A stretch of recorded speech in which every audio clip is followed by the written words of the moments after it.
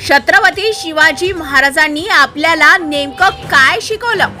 छत्रपती शिवाजी महाराजांनी अन्यायाविरुद्ध तलवार उचलली. गोरगरीब शेतकरी महिलांचा सन्मान आणि स्वाभिमान जपण्यासाठी आयुष्य अर्पण केलं. त्यांनी शिकवलं, अन्याय पाहून शांत बसायचं नाही तर कृती करायची.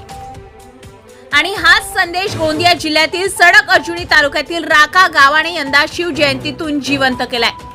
राका गावात छत्रपती शिवाजी महाराजांची जयंती साजरी झाली. ती दणदणीत उत्साहात, भगव्या पताका, ढोल ताशाचा गजर, जय भवानी जय शिवाजीच्या घोषणांनी दुमदुमलेला परिसर.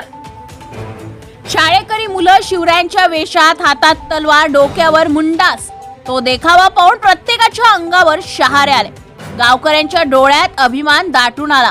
कार्यक्रमाचं दीप प्रज्वलन पत्रकार सुधीर शिवणकर आणि चोपराम ब्राह्मणकर यांच्या हस्ते झाले. अध्यक्षस्थानी उपसरपंच मधुसूदन दोनोडे, माजी जिल्हा परिषद सदस्य माधुरी पाटोळे, तंटामुक्त अध्यक्ष शिवचरण पडोळे आणि इतर मान्यवर उपस्थित होते.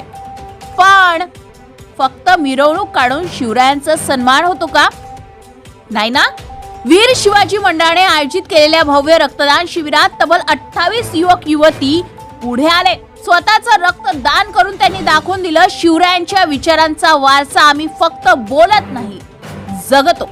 अन्याय विरोधात उभं राहणं म्हणजे फक्त आंदोलन नाही, तर समाजातील गरजूंना मदत करणंही आहे. रक्तांच्या एका पिशवीने एखाद्याचा जीव वाचतो आणि हेच काम राका गावातील युवकांनी केलंय.